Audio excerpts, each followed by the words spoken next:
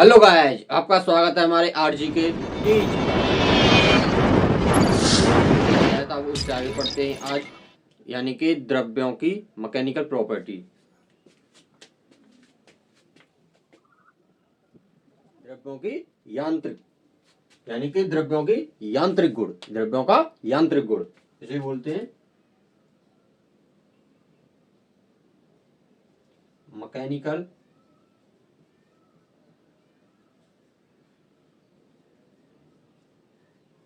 Property. Property mechanical property of fluid.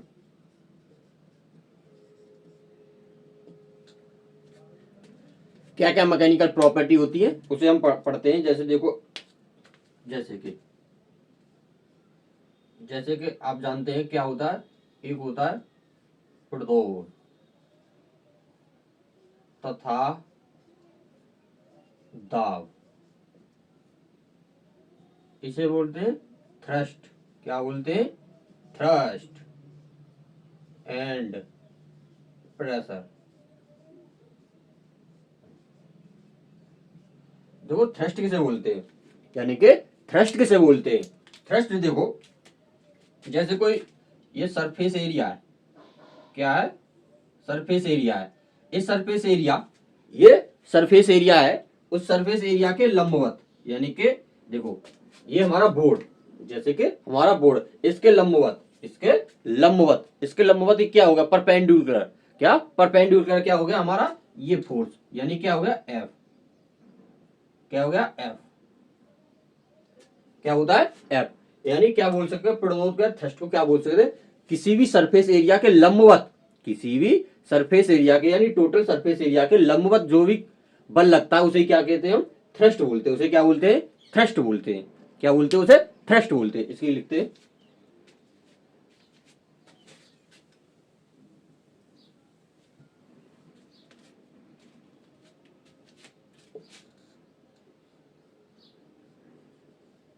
किसी किसी संपूर्ण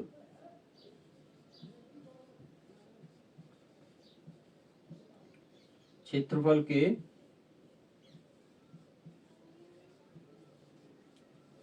लंबवत लंबवत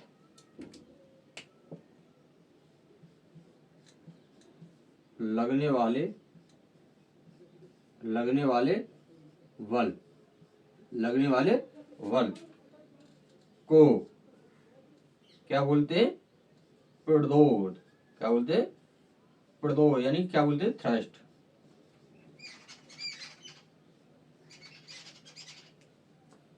देखो ये क्या होता है? एक तरह का बल है, वो क्या होता है? बल। इसका मतलब जैसे आप सुनो, क्या इसका मात्रक, जो बल का मात्रक होता है वो इसका मात्रक होता है। इसका मात्रक क्या बनेगा हमारा? न्यूटन। क्या बनेगा? न्यूटन। Isaac Newton. एन क्या बनेगा? न्यूटन।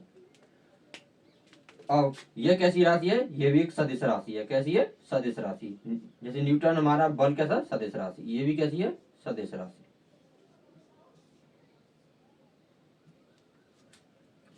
ये आपको समझ में आ गया होगा, यानी कि थ्रस्ट किसे बोलते हैं। थ्रस्ट किसे बोलते हैं? देखो मैंने आपको बता रखा है। ऐसे ये हमारा बोर्ड है, यानी क्या है? बोर्ड है। बोर्ड के लंबवत, यानी कि लंबवत, इसके लंबवत, यानी कि इसके लंबवत। जैसे हमारा हाथ, ये हमारा हाथ, हाथ के लंबवत पेन, हाथ के लंबवत पेन। ये लगने वाले, यानी सभी फोर्स, इस पर लगने वाले सभी फोर्स को हम क्या बोलते हैं? थ्रस्ट बोलते हैं। क्या बोलते हैं? उसे थ्रस्ट बोलते हैं।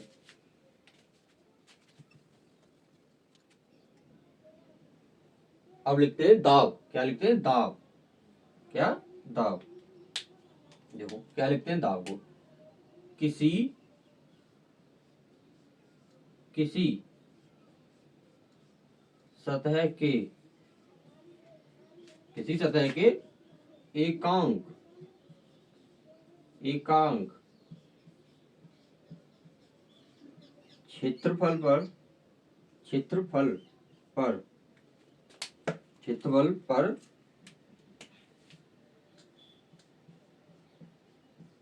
लगने वाला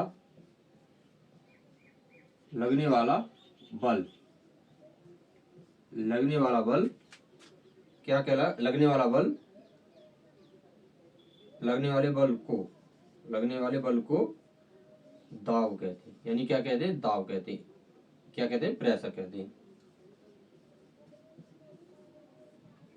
प्रेशर कहते हैं। इसे किससे प्रदर्शित करते हैं, यानी पी से, किससे, पी से।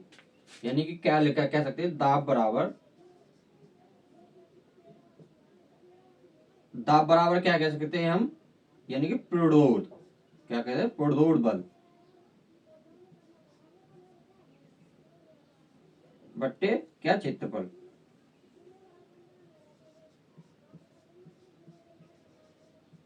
क्या कह सकते हैं, क्षेत्रफल। क्या कहते हैं उसे, क्षेत्रफल। देखो हमने बताया प्रतिरोध क्या होता है, बल, यानी बल F अपॉन क्या होता है हमारा, क्षेत्रफल, यानी क्या बनेगा, क्षेत्रफल F यानी क्या, मीटर स्क्वायर। चलो क्षेत्रफल को क्षेत्रफल ही लिख दे अभी, क्या यानी कि एरिया। बल का क्या बनता है, न्यूटन, एरिया को मीटर स्क्वायर, एरिया को मीटर स्क्वायर, एरिया को मीटर स्क्वायर। तो हमारा मैंने आपको कितनी बार बचा, न्यूटन अपॉन मीटर स्क्वायर क्या होता है, पास्कल। क्या होता है, पास्कल। क्या होता है उसे, पास्कल। क्या होता है, पास्कल। क्या होता है ये, पास्कल। ये कैसी राशि है, दाब, दाब कैसी राशि है, हमारी अदिश राशि है। कैसी है, अदिश राशि है। क्या है, अदिश राशि। ये हमारी कैसी है, अदिश राशि है। कैसी है, अदिश राशि। अब देखो इसे, इसे क्या कह सकते हैं, देखो इसे, इसे क्या, पास्कल। क्या बोलते हैं, पास्कल। देखो हम जानते हैं वायुमंडल क्या होता है, इधर देखो, इधर लिखते हैं वायुमंडल, वायुमंडल दाब, वायुमंडल दाब किसके बराबर होता है, यानी कि क्या होता है, देखो क्या होता है, 10⁵ न्यूटन इंटू मीटर स्क्वायर। ये किसके बराबर होता है, एक बार के बराबर। किसके, एक बार के बराबर। किसके बराबर होता है, एक बार के बराबर। इतनी बार से वायु, एक वायुमंडल दाब होता है 10⁵ न्यूटन पर मीटर स्क्वायर, यानी कि किसके बराबर होता है, एक बार के बराबर।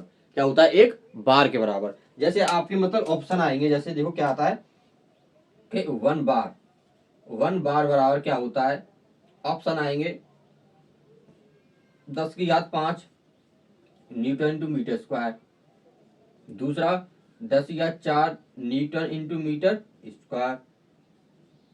10⁻³ न्यूटन इंटू मीटर स्क्वायर।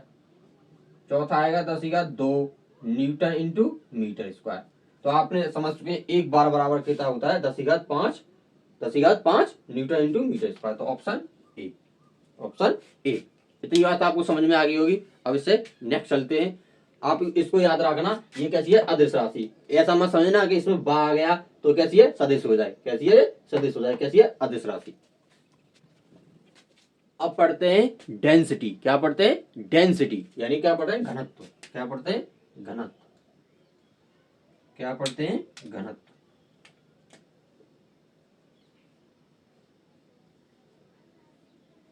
इसे किससे, रो से प्रदर्शित करते हैं। किससे, रो से। इसे क्या बोलते हैं, डेंसिटी।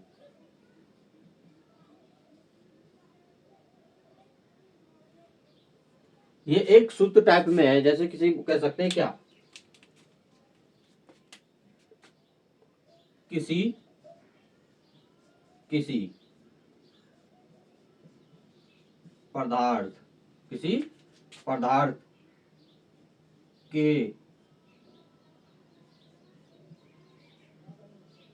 द्रव्यमान तथा, द्रव्यमान तथा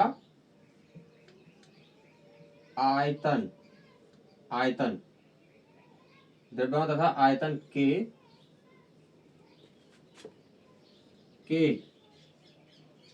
अनुपात, अनुपात को, अनुपात को क्या कहते हैं, वो क्या कहते हैं, घनत्व कहते हैं। क्या कहते हैं, घनत्व, रो। क्या कहते हैं, रो, घनत्व कहते हैं।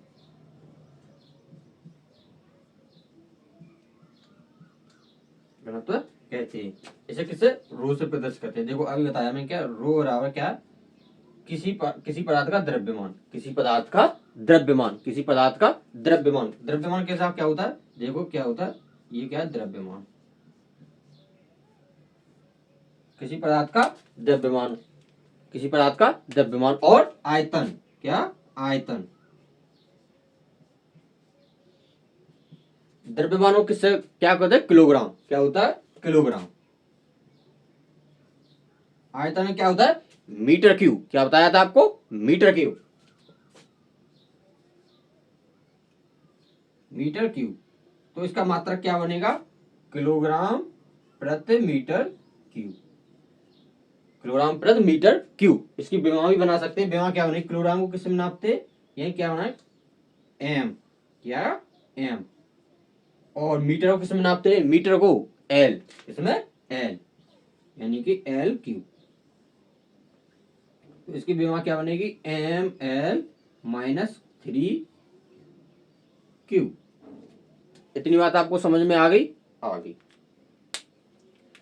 घनत्व से हम क्या कह सकते हैं, घनत्व से हम क्या निकाल सकते हैं, घनत्व से हम ये निकाल सकते हैं कोई वस्तु कितनी भारी और कितनी हल्की है, कितनी भारी और कितनी हल्की है, हम इससे ये चीज निकाल सकते हैं, ये चीज हम निकाल सकते हैं।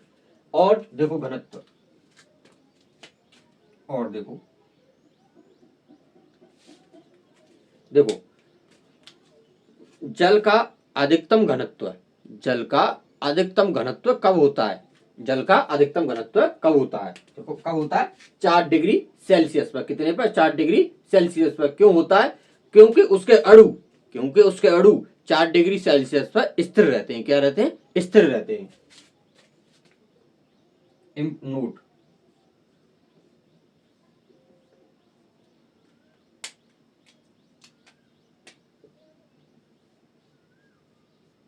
जल का अधिकतम, जल का अधिकतम घनत्व, जल का अधिकतम घनत्व 4 डिग्री सेल्सियस या 277 केल्विन पर होता है। अधिकतम कितने पर होता है, अधिकतम कितने पर होता है, 4 डिग्री सेल्सियस या 273 यानी 277 केल्विन पर, यानी कि 277 के केल्विन पर होता है। अब देखो आप जैसे जल के बारे में थोड़ा समझ लो। देखो देखो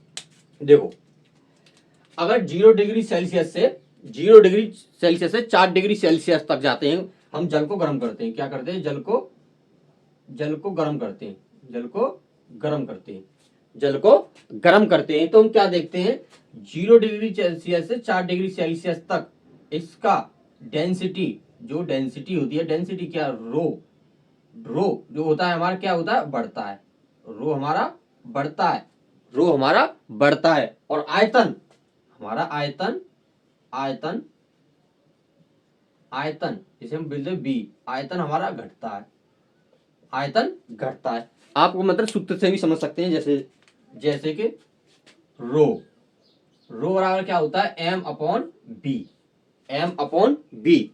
अगर हमारा आयतन, यानी हमारा आयतन घटेगा, आयतन हमारा घटेगा, आयतन हमारा घटेगा तो घनत्व हमारा बढ़ेगा, घनत्व हमारा बढ़ेगा, घनत्व हमारा बढ़ेगा। ये आपको समझ में आएगा। देखो आयतन घटने से हमारा घनत्व बढ़ रहा है, आयतन घटने से हमारा घनत्व बढ़ रहा है। तो हमारे 4 डिग्री सेल्सियस पर आकर, 4 डिग्री सेल्सियस पर आकर हमारे अणु स्थिर हो जाते हैं। कैसे हो जाते हैं, हमारे अणु स्थिर हो जाते हैं, कैसे हो जाते हैं, अणु हमारे स्थिर हो जाते हैं। और 4 डिग्री सेल्सियस से ऊपर जाने पर, 4 डिग्री सेल्सियस से ऊपर जाने पर हमारा क्या, घनत्व, घनत्व कम होता है, घनत्व कम होता है, घनत्व कम होता है। क्योंकि हमारा यहाँ पर वॉल्यूम इंक्रीज होता है, वॉल्यूम बढ़ता है, क्या, वॉल्यूम बढ़ता है, वॉल्यूम हमारा बढ़ जाता है। हम कह सकते हैं, देखो जैसे वॉल्यूम हमारा बढ़ जाता है, जैसे कि हम कह सकते हैं, देखो जैसे पहले हम क्या था, दो, अभी मैं आपको समझाऊंगा ये चीज, देखो और उससे भी समझा सकता हूं, अंक से, यानी कैसे, अंक से, अंक से। इतनी बात समझ में आ गई आपको। 0 डिग्री सेल्सियस से 4 डिग्री सेल्सियस तक हमारा घनत्व बढ़ता है, हमारा घनत्व बढ़ता है, और 4 डिग्री सेल्सियस पर अधिकतम हो जाता है। कितना हो जाता है? अधिकतम हो जाता है। कितना हो जाता है? अधिकतम, मैक्सिमम। और 4 डिग्री सेल्सियस से हम जैसे ही ऊपर जाते हैं हमारा घनत्व कम होता जाता है, और घनत्व हमारा कम होता जाता है। और हम कह सकते हैं 0 डिग्री सेल्सियस से 4 डिग्री सेल्सियस तक हमारा आयतन कम होता है, आयतन कम होने से घनत्व बढ़ता है। और 4 डिग्री सेल्सियस से हम जैसे ही ऊपर जाते हैं हमारा आयतन बढ़ता है, आयतन बढ़ता है तो घनत्व हमारा कम होता है, आयतन बढ़ता है तो घनत्व हमारा कम होता है, जिसको हम अभी अंक से भी समझ सकते हैं। जैसे देखो अभी समझ आता है, देखो रो क्या होता है? m/b, m/b। 0 डिग्री सेल्सियस से 4 डिग्री सेल्सियस तक, देखो हमने बताया था यहाँ पर घनत्व बढ़ेगा तो आयतन कम होगा। जैसे रो, क्या? रो।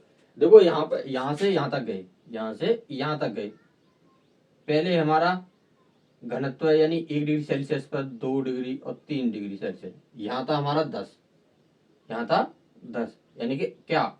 आयतन, क्या? आयतन कितने पर? 2 डिग्री सेल्सियस पर। कितने पर? 2 डिग्री सेल्सियस पर। अब जैसे ही हम 3 डिग्री सेल्सियस पर गए, 3 डिग्री सेल्सियस पर गए, तो हमारा क्या? हमारा जो आयतन था वो कितना रह गया? 5 रह गया। कितना रह गया? 5 रह गया। तो हमारा द्रव्यमान तो कांस्टेंट है, यानी कि जो हमेशा एक जैसा रहता है। द्रव्यमान हमारा यानी m था हमारा 20, कितना था? 20 किलोग्राम। कितना था? 20 किलोग्राम, 20 किलोग्राम। तो हम कह सकते हैं, क्या कह सकते हैं? देखो पहले हमने लगाया 2 डिग्री सेल्सियस पर, कितने? 2 डिग्री सेल्सियस पर क्या निकाला? 20 बाई, देखो आयतन कितना था? यानी कि 10, कितना था? 10, तो कितना आ गया? 2 kilogram metre cube, metre cube, 2 kilogram metre cube. अब निकालते हैं 3 डिग्री सेल्सियस पर, 3 डिग्री सेल्सियस पर द्रव्यमान तो कांस्टेंट है, कितना? 20, कितना? 20। अब आयतन कितना रह गया? 5, कितना रह गया? 5। तो हम कह सकते हैं, कितना कह सकते हैं? 5 चौके 20, कितने? 4 बार, तो 4 किलोग्राम प्रति मीटर क्यूब। इससे हमने आपको समझा चुके हैं कैसे, जैसे जैसे आयतन हमारा कम होगा तो हमारा घनत्व बढ़ता जाएगा, घनत्व हमारा बढ़ता जाएगा। अब इसे आगे पढ़ते हैं, यानी कि इससे आगे पढ़ते हैं। देखो इनके कुछ उदाहरण भी समझ लो, यानी कि इसके कुछ उदाहरण भी समझते हैं। देखो उदाहरण समझने से पहले देखो क्या कह सकते हैं हम, यानी उदाहरण के लिए हम क्या कहेंगे? जैसे देख,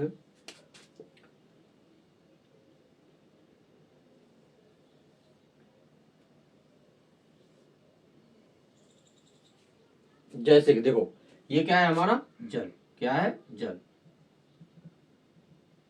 ये हमारा जल,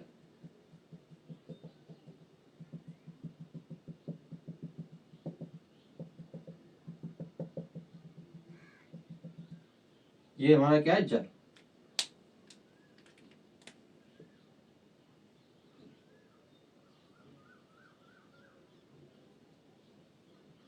देखो जैसे कोई वस्तु है, कोई वस्तु इसमें है, इसमें है, यानी कि वो पूरी तरह से डूबी हुई नहीं है, यानी कि कितनी? पूरी तरह से डूबी हुई नहीं है, यानी पूरी तरह से डूबी हुई नहीं है। और कोई वस्तु पूरी तरह से डूबी हुई है, और कोई वस्तु पूरी तरह से डूबी हुई है। लेकिन लेकिन ये जल, कोई वस्तु जल के घनत्व से कम की है, जल के घनत्व से कम की है। जैसे कि बर्फ, बर्फ जल का घनत्व, जल का घनत्व कितना होता है? जल का घनत्व कितना होता है? 1 × 10⁻³ किलोग्राम प्रति मीटर क्यूब। और यही बर्फ, बर्फ का घनत्व कितना होता है? 0.9 10⁻³ किलोग्राम प्रति मीटर क्यूब।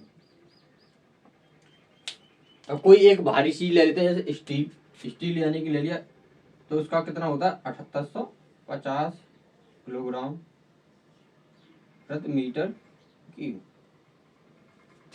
7850 किलोग्राम प्रति मीटर क्यूब। इतनी बात समझो। देखो ये क्या है, हमारी बर्फ। क्या है, बर्फ। तो जल के घनत्व से कम है, जल के घनत्व से कम है, जल के घनत्व से कम है। तो ये आंशिक यानी कि पार्सली यानी आंशिक डूब के चलेगी। कितनी, आंशिक डूब के चलेगी। अगर कोई वस्तु जल के घनत्व के बराबर है, कोई वस्तु जल के घनत्व के बराबर है, तो वह पूर्णतः डूब कर चलेगी। कितनी, पूर्णतः डूब कर, ये पूर्णतः डूब कर चलेगी यानी कि फुल यानी टोटल, टोटल डूब कर चलेगी वो। अगर कोई वस्तु जल के घनत्व से अधिक भारी है, जैसे ये हमारी स्टील, स्टील जल के घनत्व से अधिक भारी है, तो यह पूर्णतः उसके तली पर बैठ जाएगी। कहाँ, उसके तली पर बैठ जाएगी, उसके तली पर बैठ जाएगी। अब इससे आगे बढ़ते हैं। अब पढ़ते हैं सापेक्षिक यानी कि सापेक्षिक घनत्व। क्या पढ़ते हैं, सापेक्षिक घनत्व। क्या पढ़ते हैं, सापेक्षिक घनत्व।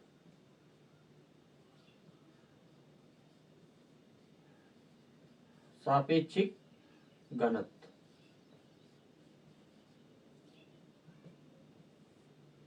क्या बोलते हैं इसे, रिलेटिव डेंसिटी। क्या बोलते हैं इसे, रिलेटिव डेंसिटी। क्या बोलते हैं इसे, रिलेटिव डेंसिटी। जैसे इसको लिखते हैं पहले, किसी किसी किसी पदार्थ का घनत्व, किसी पदार्थ का घनत्व, किसी पदार्थ का घनत्व व किसी पदार्थ का घनत्व तथा 4 डिग्री सेल्सियस पर, 4 डिग्री सेल्सियस पर जल का घनत्व, जल का घनत्व के अनुपात को, के अनुपात को, अनुपात को, के अनुपात को रिलेटिव डेंसिटी कहते हैं। क्या कहते हैं, यानी क्या कहते हैं, क्या बोलते हैं, सापेक्षिक घनत्व। सापेक्षिक घनत्व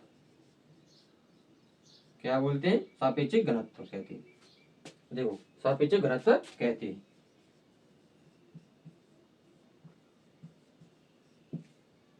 सापेक्षिक घनत्व कहते हैं। देखो हम कह सकते हैं क्या, देखो हमने क्या बताया था, किसी पदार्थ का घनत्व यानी कि सापेक्षिक, सापेक्षिक घनत्व बराबर किसी पदार्थ का घनत्व, किसी पदार्थ का घनत्व